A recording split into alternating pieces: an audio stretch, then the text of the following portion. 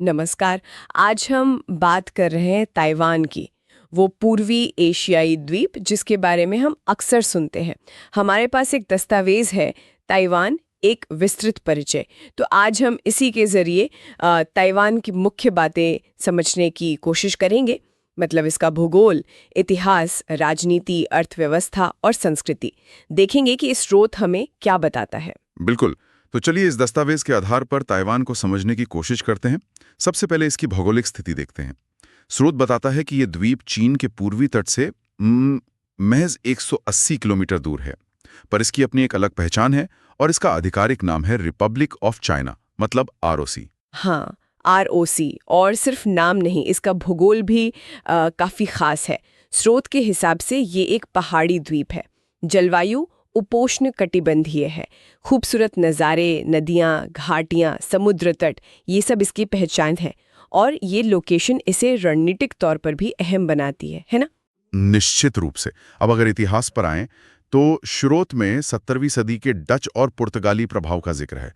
फिर एक लंबा दौर रहा जापानी शासन का, 1895 से 1945 तक। इसका असर आज भी है वहाँ। और द्वितीय विश्व युद्ध के बाद ये चीन के नियंत्रण में आया। हाँ, लेकिन स्रोत जिस बात पर ज्यादा जोर देता है वो है 1949 का साल। चीन में गृह युद्ध खत्म हुआ और हारने वाली चीनी राष्ट्रीय पार्टी, जिसे कुओमिंतांग कहते हैं, वो ताइवान आ गई और उन्होंने अपनी सरकार स्थापित की, आरओसी। स्रोत कहता है कि चीन ताइवान के जो मुश्किल रिश्ते हैं उनकी जड़ें यही हैं। बिल्कुल। और इसी इतिहास से जुड़ती है आज की राजनीति। स्रोत ये साफ करता है कि ताइवान खुद को एक स्वतंत्र, एक लोकतांत्रिक देश मानता है, जहां लोग अपना राष्ट्रपति चुनते हैं, अपनी संसद चुनते हैं, उनकी अपनी व्यवस्था है।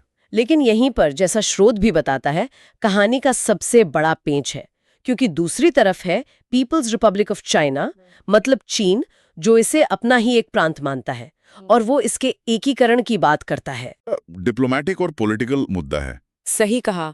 एक तरफ ये राजनीतिक अनिश्चितता और दूसरी तरफ ताइवान की जबरदस्त आर्थिक तरक्की।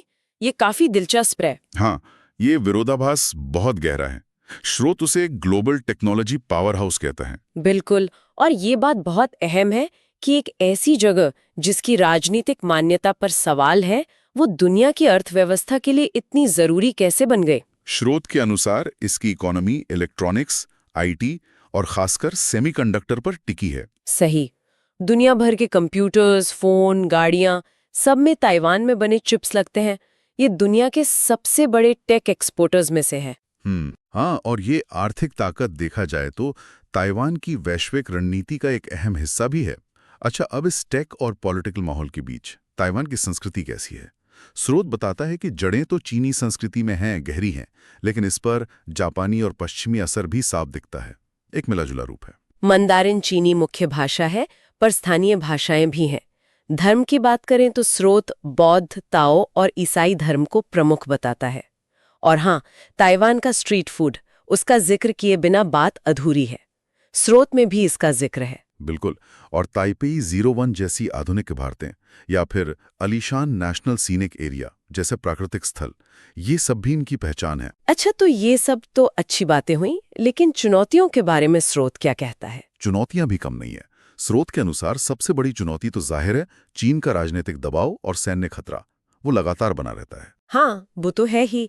इसके अलावा अंतर्राष्ट्रीय मंच पर सीमित मान्यता, वैश्विक अर्थव्यवस्था में बढ़ती प्रतिस्पर्धा, उसका भी सामना करना पड़ता है। और क्योंकि ये भूकंप और तूफान वाले इलाके में है तो प्राकृतिक आपदाओं का खतरा भी है। ये सब मुद्दे स्रोत में गिनाए गए हैं। भारत के साथ ताइवान के संबंधों पर भी स्रोत में थोड़ी बात है। जी। स्रोत बताता है कि सांस्कृतिक और आर्थिक रिश्ते, खासकर टेक्नोलॉजी में सहयोग बढ़ रहे हैं। लेकिन भारत की जो वन चाइना नीति है, उसके कारण भारत ताइवान को औपचारिक रूप से एक स्वतंत्र देश नहीं मानता है।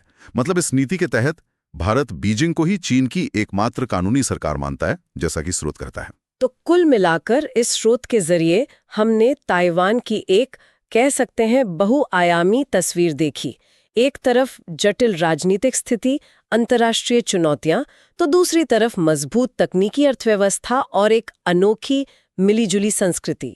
सही कहा। ये स्रोत हमें दिखाता है कि ताइवान सिर्फ एक द्वीप नहीं है, बल्कि ये इतिहास, वैश्विक राजनीति और तकनीकी तरक्की का एक अनूठा संगम है। जहां हर पहलू दूसरे से जुड़ा हुआ है, गहराई से। और जाते जाते श्रोताओं के लिए एक सवाल छोड़ जाते हैं। जैसा कि ये स्रोत में भी झलकता है, ये जो लगातार राजनीतिक अनिश्चितता है, बाहरी दबाव है, इनके बीच ताइवान भविष्य में अपनी खास पहचान और अपनी आर्थिक ताकत को कैसे संतुलित रख पाएगा, ये एक अहम सवाल है जिस पर सोचा जा सकता है।